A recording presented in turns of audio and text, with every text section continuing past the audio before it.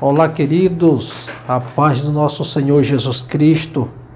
Estamos mais uma vez na presença do nosso Senhor. Nós louvamos a Deus pela oportunidade que Ele tem nos dado de, mais uma vez, nós estarmos buscando em Deus a condução do Seu Espírito Santo.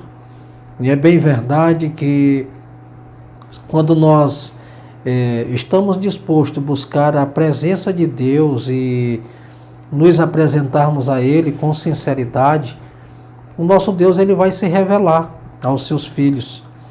Observe que Atos capítulo 10, versículo de número 1 em diante, todo esse capítulo ele vai narrar uma história muito bonita, falando de um centurião gentil chamado Cornélio, que morava em Cesareia.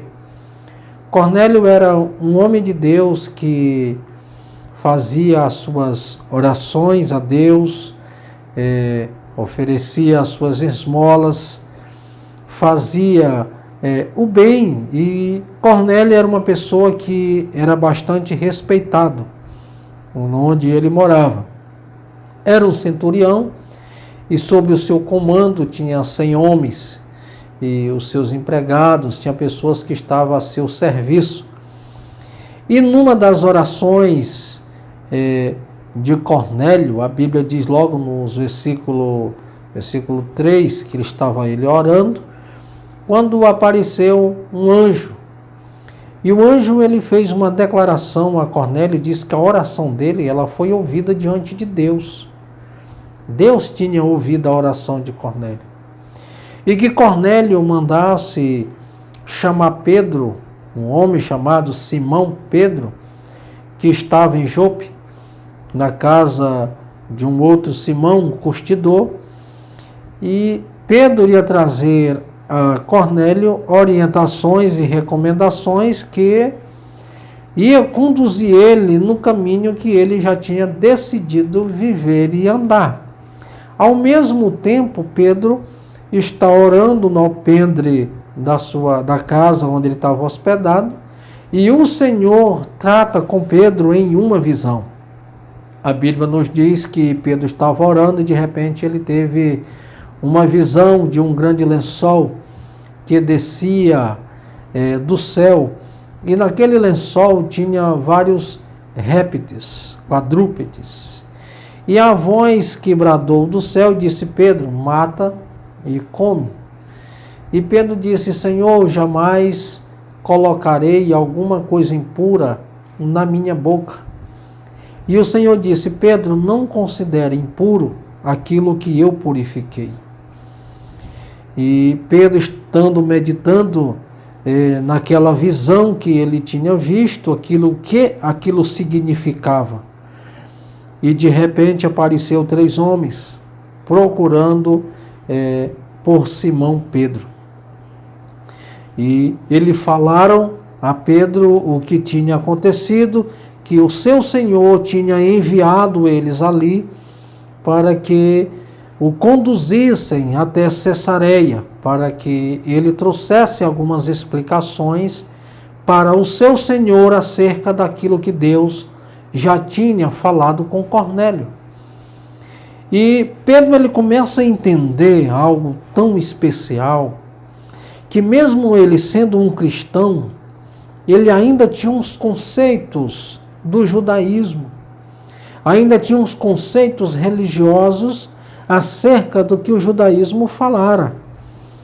E observe que o Senhor, ele trata com Pedro. Quando aqueles homens chegaram à casa onde ele estava, aqueles homens ele entenderam que eram gentios. E judeus não tinham nenhum vínculo com gentios.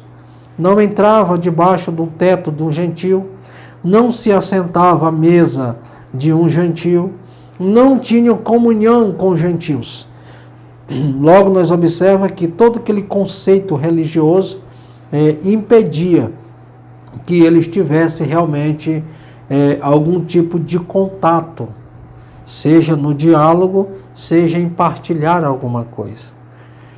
Pedro agora, entendendo o conceito da visão de Deus, tinha tratado com ele, ele acompanha aqueles varões até Cesareia.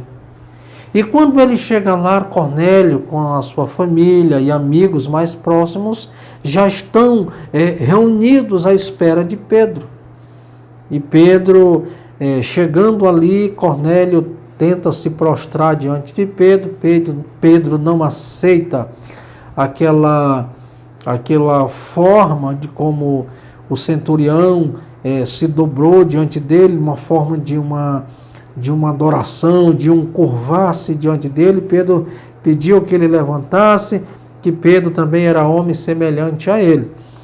O que nós entendemos é que naquele momento Deus ele está quebrando paradigmas, conceitos religiosos, dogmas, uma visão totalmente o contrária do que eles eram acostumados presenciar e até mesmo fazerem nas suas vidas. Ali um paradigma está sendo quebrado. Pedro, um judeu, está entrando na casa de um centurião, de um gentil. Pedro começa a falar acerca do projeto de salvação. Começa a falar acerca de Jesus Cristo. Como Jesus Cristo agiu, o que Jesus Cristo fez.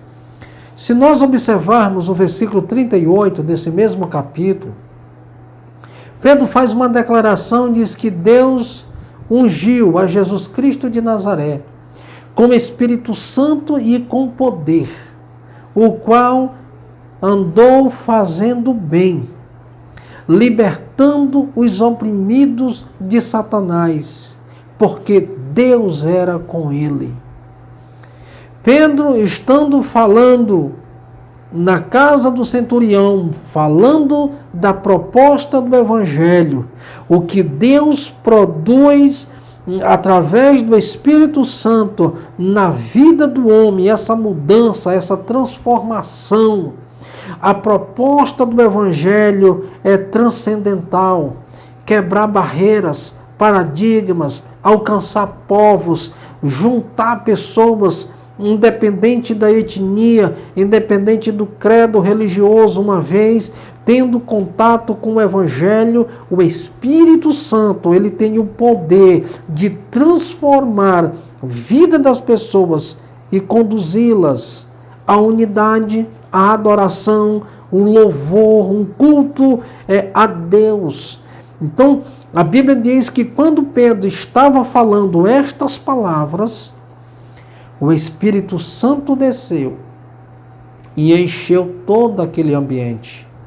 Todos foram cheios e batizados com o Espírito Santo. E naquele momento, Pedro ele tem um entendimento que o Senhor não faz acepção de pessoas. O Senhor Jesus não faz acepção de pessoa no quesito salvação. Todos aqueles que chegarem a Deus, se arrependerem, com seus corações realmente voltados para Deus, Ele perdoa. Ele estende a sua mão para aqueles que realmente estão precisando de um socorro de Deus. Pedro compreendeu isso, que não eram conceitos religiosos, não eram os dogmas. Não era porque ele era judeu e agora um gentil que não podia partilhar das mesmas coisas. Oferecer a Deus o mesmo culto em um ambiente onde o Espírito Santo de Deus está. A Bíblia diz que há liberdade. Pedro começou a compreender da liberdade que o Espírito Santo proporciona a este homem. De ser uma vez alcançado por Deus, todos podem oferecer a Deus um culto de louvor e de adoração a Deus. Pedro diz, verdadeiramente o Senhor não faz acepção de pessoas. Porque o mesmo Espírito Santo que desceu lá no cenáculo, o Espírito Santo que desceu em Jerusalém e encheu aqueles que ali estavam, e todos falavam as suas próprias línguas de origem, Este mesmo Espírito, ele desce na casa de Cornélio, do centurião gentil, ele desce e enche a todos. E Pedro começa a entender que o Espírito era o mesmo. A ação de Deus em favor da família, dos amigos de Cornélio era o mesmo. Então Deus não estava fazendo acepção de pessoa como até hoje. Deus, ele não faz acepção de pessoa. Você que está me ouvindo neste momento, às vezes, pelo que fazemos, pelos nossos conceitos errados, de achar que Deus, ele não nos ama, que o nosso Deus, ele não está nos ouvindo, que o nosso Deus, ele não se importa conosco. Uma vez que nós nos voltamos para Deus, ele nos ouve, ele nos atende. Basta que nós adentramos a presença de Deus com sinceridade. Pedro não priorizou o que ele pensava acerca do conceito da religião, mas ele entendeu que era um novo tempo. Ele entendeu que era uma nova oportunidade. Era o tempo da graça de Deus. E a graça de Deus é um favor imerecido. Essa graça, ela alcança todos aqueles que uma vez estão com seus corações arrependidos e querem mudança, independente do que tenha feito. Deus perdoa quando nós, de fato, nos arrependemos. E a proposta de Deus para que haja um arrependimento, para que haja mudança em nós, o primeiro passo é arrependei-vos. A palavra de Deus, arrependei-vos e vos converteis para que venha o tempo do refrigério. Então observe que o paradigma da religião estava sendo quebrado e o Espírito Santo realmente estava encontrando neles liberdade para operar, para agir, para mudar as vidas, para mudar a mente, para mudar o conceito da religiosidade. Queridos, não permitimos que o conceito religioso afaste as pessoas de Deus. Mas as boas novas de salvação, ela une pessoas. Ela restaura pessoas. O Evangelho tem esse poder de unir pessoas, de restaurar vidas, de restituir famílias, casamentos, pessoas de etnias diferentes, pessoas que outrora não se falavam, hoje partilham da mesma graça, estão debaixo do mesmo teto, quando se diz respeito a templos, estão juntos, adorando e glorificando o nome do Senhor. Isso, o Evangelho proporciona isso na vida do homem. Essa liberdade de servir. Essa liberdade para adorar a Deus e prestar a Ele um culto de louvor. Pedro, ele vai discorrendo do versículo 39 em diante. Ele diz que eles são testemunhas de que esse varão que Deus ungiu com o Espírito Santo e com poder, ele foi morto. Ele foi pregado no madeiro lá em Jerusalém. Mas Pedro dá testemunho que Jesus Cristo, ele ressuscitou. Ele ressuscitou e diz, nós somos testemunhas de que ele ressuscitou, porque nós vimos, nós comemos com ele. Nós testemunhamos de que Jesus é quem nós pregamos, de quem nós falamos a respeito dele. Ele está vivo, ele vive, porque nós somos testemunhas oculares. Nós vimos ele, nós comemos com ele depois da ressurreição. Isso é lindo porque o Evangelho de Jesus Cristo, ele é válido, a veracidade deste Evangelho é comprovada porque Jesus ressuscitou. Ele está vivo e é Ele que age por nós, é Ele que age no seio da igreja, é Ele que sustenta a igreja, é Ele que abençoa a igreja, é Ele que restaura a vida do cristão, é Ele que está nos trazendo todo dia uma palavra de renovo e nos dando a garantia de que Ele vai voltar. O Espírito Santo, Ele é o adorno da igreja, é Ele que nos conduz realmente a Cristo para prestarmos ao Senhor um culto de louvor e de adoração a Deus. Você que está me ouvindo neste momento, deixe o Espírito Santo entrar na sua vida, no seu coração, e transformar a tua vida por completo, porque a palavra de Deus ela nos garante, uma vez sendo nós visitados pelo Espírito Santo e Ele fazendo morada em nós, aquele que mentia não mente mais, aquele que bebia não bebe mais, o que roubava não rouba mais, porque a sua vida é transformada pelo poder da palavra de Deus. Pedro entendeu que a partir de então um novo tempo, uma nova realidade, uma nova proposta de vida estava em andamento. Agora o Evangelho de Jesus Cristo estava anivelando todas as pessoas, independente da etnia, se era judeu, se era gentil, se era prosélito, se era samaritano, independente de que tipo de nacionalidade eles eram. O Evangelho estava alcançando a todos. Por isso que em Mateus 28, ide por todo o mundo, pregai o Evangelho a toda criatura. Aquele que crê e foi batizado será salvo. A proposta de Jesus é que toda criatura tenha a oportunidade de ouvir a palavra de Deus. E como ministro do Evangelho de Jesus Cristo, nós não podemos deixar de falar das verdades de Deus.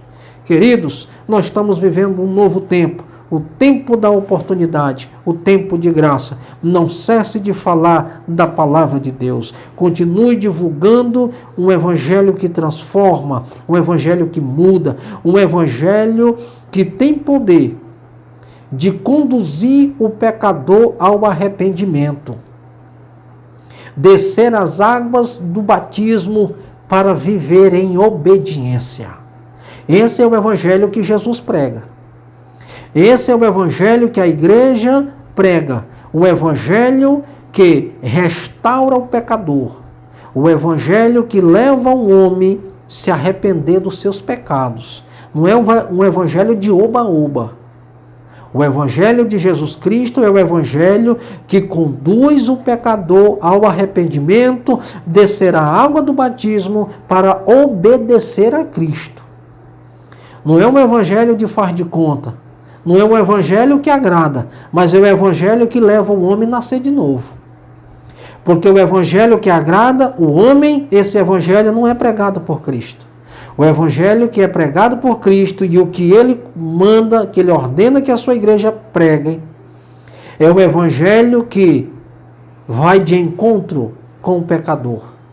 É o Evangelho que leva esse homem a refletir a sua atual condição. É o Evangelho que leva esse homem a se arrepender, mudar de vida, aceitar Jesus e continuar fazendo as mesmas coisas, não nasceu de novo. O que nasce de novo é que uma vez se encontrando com Jesus, ele muda de vida. Ele muda a sua forma de viver. É por isso que nós temos testemunhos de pessoas que tinham uma vida desregrada, uma vida sem controle. E hoje essa pessoa desfruta da presença de Deus, do Evangelho de Jesus Cristo, e ele diz, sou livre para a glória de Deus. Pedro compreendeu. Ainda havia alguns requisitos da religiosidade. Mas quando o Senhor falou com Pedro, não considere impuro o que eu purifiquei. Pedro entendeu que a proposta do Evangelho não era apenas para judeu. A proposta do Evangelho é para todos quantos querem receber do Senhor. Ele deu-lhes o direito de serem chamados filhos de Deus. Querido, que Deus Ele possa abençoar a tua vida poderosamente. Que essa palavra de reflexão, de meditação, ela possa te conduzir para um novo tempo. Eu sou o pastor Antônio Alencar, tenho a honra de estar com você.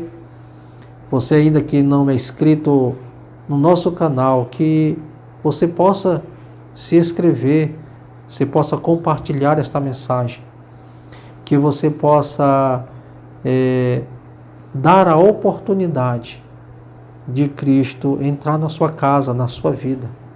Você é importante para Deus. Faça isto. Compartilhe essa mensagem com seus amigos. Às vezes você não pode pregar, mas você pode fazer algo, você pode promover. Você pode enviar um vídeo para alguém que realmente está precisando. Deus Ele tem abençoado vidas através desses canais e pessoas têm sido alcançadas por palavras tão simples, mas elas não são minhas, elas são ungidas por Deus para chegar realmente a quem precisa. Que Deus possa te abençoar e você possa ser um semeador na seara de Deus. Que Deus te abençoe poderosamente.